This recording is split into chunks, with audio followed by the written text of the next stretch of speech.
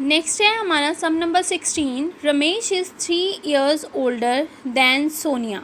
रमेश जो है वो सोनिया से 3 years ओल्डर है, यानी बड़ा है। 6 years ago Ramesh age was 4 times Sonia age. कि अगर हम 6 साल पहले की बात करें तो रमेश की एज जो है वो सोनिया का 4 times था। तो find their present age. Again पहले हम एजेस फाइंड आउट करेंगे। लेट कर लिया हमने सोनिया की एज क्या है x। रमेश उससे 3 years ओल्डर है, तो रमेश की एज आ गई x + 3। अब 6 years पहले रमेश की एज आ जाएगी x + 3, उसमें से -6 कर दिया क्योंकि 6 years पहले की बात हो रही है। उसके बाद हमने इक्वेशन ब्रैकेट को ओपन किया, हमारे पास आ गया x + 3 - 6। After simplification 6 year ago Ramesh age आ गई x - 3। अगर सोनिया की एज हमने x ली है तो 6 year ago सोनिया 6 साल पहले कितनी एज की हुई x - 6, तो ये हमारी एजेस आ गई। अब उसने बोला था कि 6 year ago Ramesh is 4 times Sonia age. जो रमेश की एज है यानी x - 3, रमेश एज जो है वो सोनिया की 4 टाइम है, तो रमेश की एज है हमारी x - 3। तो हमारी इक्वेशन क्या बन जाएगी, x - 3 is 4 times x - 6। Again 4 multiply हो गया ब्रैकेट के साथ। आफ्टर डैट हमने x वाली टर्म एक साइड पे लेके गए, कॉन्स्टेंट टर्म एक साइड पे। After simplification we get x = 7, यानी सोनिया की एज आ गई 7 year और रमेश की एज आ गई, उससे वो 3 year ओल्डर है, तो दैट इज़ 10 years। तो ऐसा एक और सम एज वाला है 17, वो आप अपने आप देखोगे। नेक्स्ट है ये इंटरेस्टिंग सा क्वेश्चन है, question number 18। Govinda has piggy bank, it is full of 1 rupee and 50 पैसे कॉइन्स।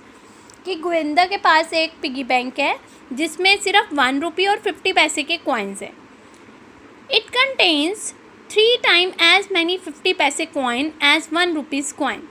कि क्या है, जितने 1 rupee के कॉइन है 50 पैसे कॉइन उसके 3 times है, ठीक है। और टोटल मनी आपको दी है, the total amount of the money in the bank is ₹30। कि 1 rupees और 50 पैसे के कॉइन्स को मिला के टोटल अमाउंट जो है वो 30 है। तो आपको बताना है कि 1 rupee के कॉइन कितने हैं और 50 rupees के कॉइन जो हैं वो कितने हैं। हम लेट कर लेंगे, let 1 rupee coin is x, ठीक है। और यहाँ बोला गया था कि 50 पैसे कॉइन जो हैं वो उसके 3 times है, तो 50 पैसे कॉइन कितने आ गए 3x, और टोटल मनी हमें गिवन है 30। अब इन दोनों को मिला के 1 rupee कॉइन को मिला के और 50 पैसे कॉइन को मिला के हमारी टोटल मनी बनेगी।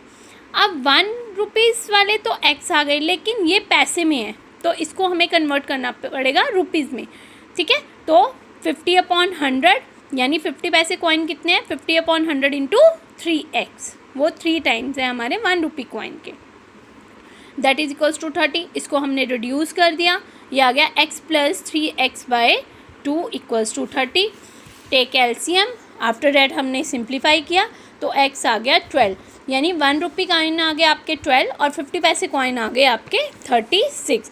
अगर 50 पैसे कॉइन आपके पास 36 है तो उसका हाफ हो गया 18, ठीक है। तो जब आप ऐड करोगे तो टोटल मनी आपके पास जो है वो 30 बन गई। तो एक क्वेश्चन और आपको करना है इसमें 19, वो भी 50 पैसे और 25 पैसे कॉइन्स वाला है, ठीक है। तो उसमें आप दोनों को चेंज करोगे, 50 पैसे को भी चेंज करोगे, ठीक है, और 25 पैसे को भी चेंज करोगे, बाकी क्वेश्चन जो है वो सेम रहेगा। लास्ट है इसका 20th question. The price of 2 tables and 3 chairs is ₹340। कि 2 टेबल और 3 चेयर्स हैं, उनका प्राइस 340 है, but table cost ₹20 more than a chair. लेकिन टेबल जो है वो चेयर से 20 रुपीज़ ज़्यादा कॉस्ट करता है। तो what find their prices, and या फिर कह सकते हैं व्हाट आर देयर प्राइसेज। तो फर्स्ट ऑफ ऑल हमने लेट कर लिया, let price of chair is equals to x, और प्राइस ऑफ टेबल क्या है, उससे 20 ज़्यादा है, तो प्राइस ऑफ टेबल हो गया x + 20। अब क्वेश्चन की कंडीशन क्या है, टेबल कितने हैं 2 टेबल्स, तो टेबल वाली प्राइस को 2 से मल्टीप्लाई कर दिया, और चेयर्स कितने हैं, 3 चेयर्स, तो इन दोनों को मिला के टोटल अमाउंट बन गई 340।